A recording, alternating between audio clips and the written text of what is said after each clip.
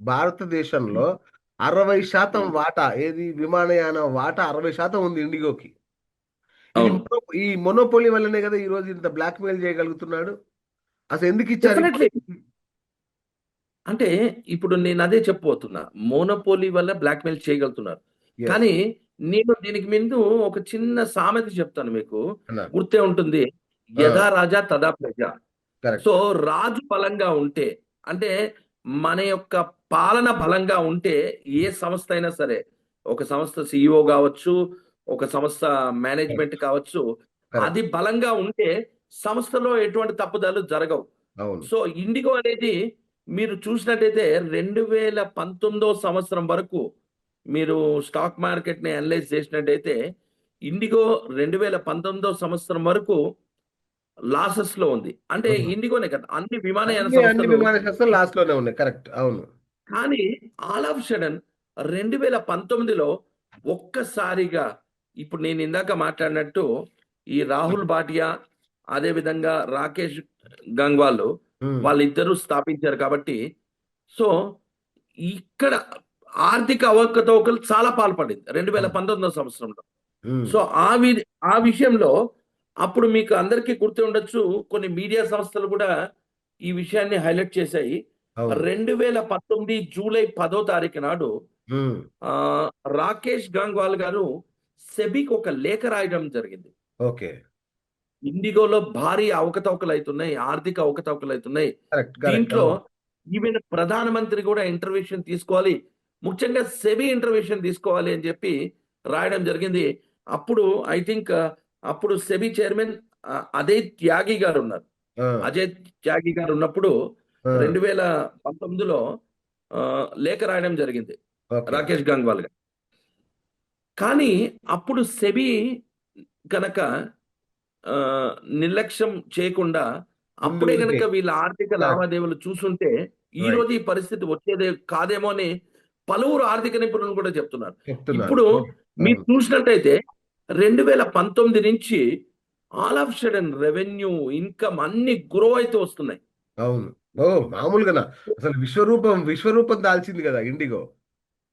So, అంత grow అయితున్న సమయంలో మీరు గమనించే ఉండొచ్చు.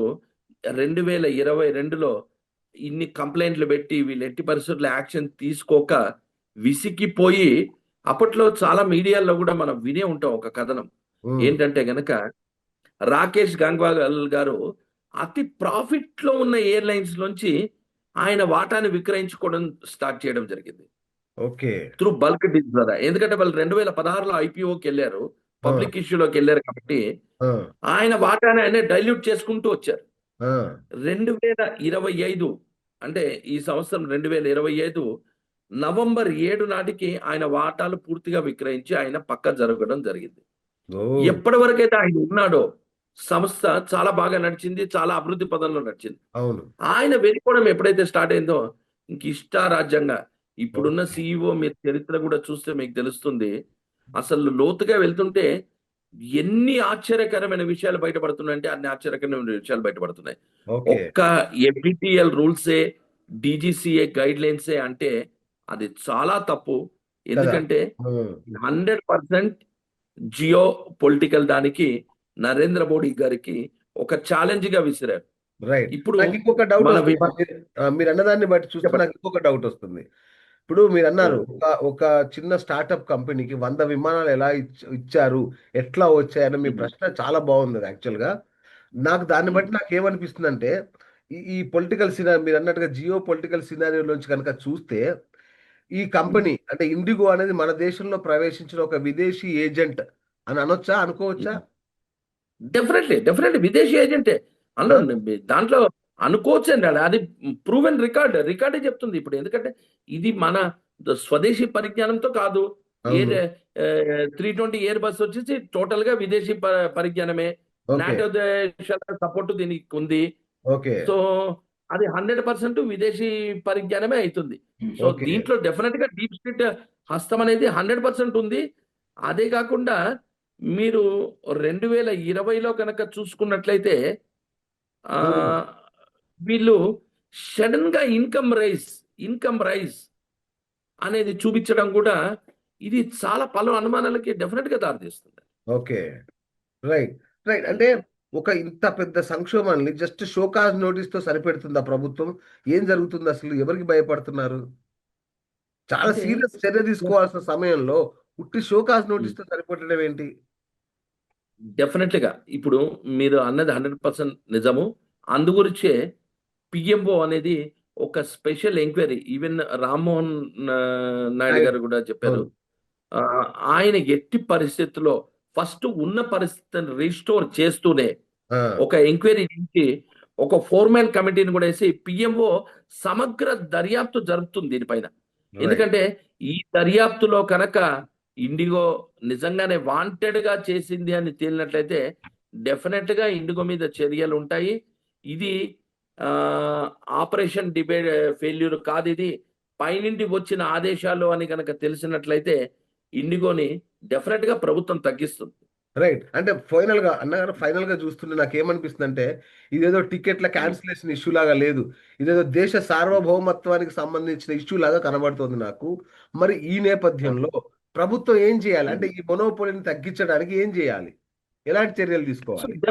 డెఫినిట్‌గా అంటే మనకి ఆహ్, గతం చెప్తుంది. ఇప్పుడు ఫర్ ఎగ్జాంపుల్ ఇప్పుడు పుతిన్ వచ్చినప్పుడు వీళ్ళు ఈ విధంగా చేశారు కాబట్టి, యెస్. మనం పుతిన్‌కి 2009లో ఒక బిలియనీర్‌కి ఒక ట్రీట్‌మెంట్ ఇచ్చాడు. ఆ! పుతిన్ రష్యాలో ఒక బిలియనీరు.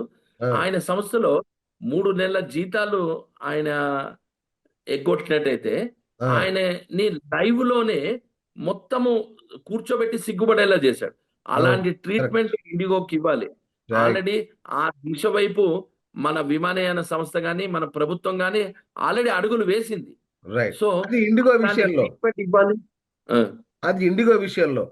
ఎంటైర్ మన మన విమానయాన రంగాన్ని ఎట్లా ప్రక్షాళన చేస్తే బావుంటది? మీ సలహా బీయింగ్ ఏ సీనియర్ జర్నలిస్ట్. అంటే ఈ ఇప్పుడు ఆల్రెడీ ఆ విధంగా స్టెప్పులు వేయడం జరిగింది. ఇప్పుడు నిన్న కూడా ఓకే. మనం చూసే ఉంటాము. నిన్న మొన్న ఎయిర్‌లైన్స్ చార్జెస్ కొన్ని డెస్టినేషన్స్‌కి 80,000, 40,000, 1,00,000 ఆ విధంగా ఉంటాయి. సో, దాన్ని ఇమ్మీడియేట్‌గా కట్టడి చేస్తూ పౌర విమానయాన శాఖ మంత్రిత్వ శాఖ ద్వారా డీజీసీఏ ద్వారా ఉత్తర్వులు కూడా వచ్చింది. ఇన్ని ఓకే. కిలోమీటర్లకి ఇంత ఫేరే విధించాలి. ఇంతకు ఓకే. మించి అంటే 7,500 నుంచి 15,000 కన్నా ఎట్టి పరిస్థితిలో చార్జీలు పెంచకూడదు ఓకే. అనే ఉత్తర్వులు కూడా ఇచ్చింది. దానికి ఓకే. ఇమ్మీడియేట్‌గా ఇవాళ ఎయిర్ ఇండియా ట్వీట్ కూడా పెట్టడం జరిగింది. ఏమని? మేము ఎట్టి పరిస్థితుల్లో ఉత్తర్వులకు లోబడి మేము పనిచేస్తామని చెప్పి. వండర్‌ఫుల్. సో, వండర్‌ఫుల్ అండి. ఆ! అది క్లియర్‌గా మనకు చెప్తుంది. ఎందుకంటే మీకు ఒక చిన్న విషయం అండి. దేశంలో ఏ చిన్న పొరపాటు జరిగినా అందరికన్నా ముందు ఒకళ్ళు గ్రహిస్తారండి. హ్మ్. అది ఈవెన్ మన మీడియా కన్నా అందరికన్నా ముందు గ్రహించేది స్టాక్ మార్కెట్‌లు గ్రహిస్తాయి. కరెక్ట్. ఆ! ఎందుకంటే వాళ్ళు పెట్టుబడిదారులు. అంతే గదా! స్టాక్ అవును. మార్కెట్‌లో ఏదైనా ఇప్పుడు మీరు ఏదన్నా పెద్ద సంఘటన జరుగుతుందంటే దాన్ని ఫస్ట్ గ్రహించేది స్టాక్ మార్కెటే. యెస్. స్టాక్ మార్కెట్ ఇమ్మీడియేట్‌గా రియాక్ట్ అయితుంది. హ్మ్. ఇవాళ మనం స్టాక్ మార్కెట్ కరెక్ట్. రియాక్ట్ అయిన తీరును బట్టి చెప్పుకోవచ్చు. ఓకే. దాదాపు 7.5% పడిపోయింది ఇండియా. అవును. అంటే వాళ్ళు 2,00,000 వాళ్ళ ఇదుంటే గనక మార్కెట్ వాల్యూ వాల్యూ ఉంటే 2,00,000 ఆ! ఉంటే 7.5% ఇవాళ పడింది. ఓకే. ఇంకా పడుతూనే ఉంది. సో, పడుతుంది. అదే విధంగా అదర్ ఎయిర్‌లైన్స్ మీరు చూసినట్టయితే స్పైస్‌జెట్ వీళ్ళ స్టాక్స్ పెరుగుతున్నాయి. సో, పెరుగుతుంది. దీన్ని బట్టి ఒక సింపుల్ మనం అర్థం చేసుకోవచ్చు. ప్రభుత్వం దీనిపైన కఠిన చర్యలు తీసుకోవచ్చని. ఓకే. కాకపోతే ఇక్కడ నేను చెప్పేదేంటంటే ఆహ్, మనం చేతులు కాలాక ఆకులు పట్టుకునే దానికన్నా కరెక్ట్. ముందు నుంచే యెస్. ఇప్పుడు ప్రభుత్వం నియమ నిబంధనలు చాలా చేస్తుందండి. అవును. కానీ అవి అమలు పరచాల్సిన బాధ్యత ఈ ప్రభుత్వం. సంస్థల మీద ఉంది. యెస్. అదే విధంగా ప్రజలు కూడా వీళ్ళు ముందుకొచ్చి కంప్లెయింట్ ఇవ్వాలండి. ఇప్పుడు మీరు ఫర్ ఎగ్జాంపుల్ నిన్న చూసే ఉంటారు. మన మీడియాలో గాని అందరి దగ్గర కూడా ప్రజలు వచ్చి సార్ మీ ఇట్లా క్యాన్సెల్ అయింది. దీనివల్ల మేము ఇంత లాస్ అయ్యాం, అంత లాస్ అయ్యాం. నేననేది ఒకటే అండి. రూ. 249, 500, 700 పెట్టి ఇన్స్యూరెన్స్ తీసుకుంటారు గదా! అవును. మరి మీ కనెక్టింగ్ ఫ్లైట్ లాస్ అయితే ఆ ఇన్స్యూరెన్స్ కంపెనీ భరించాలి గదా! అవును. దాంట్లో ఎంతమంది ఇన్స్యూరెన్స్ క్లెయిమ్ చేశారు? నాకు రైట్. తెలిసి రైట్. చాలా రైట్. తక్కువ క్లెయిమ్ చేసుంటారు.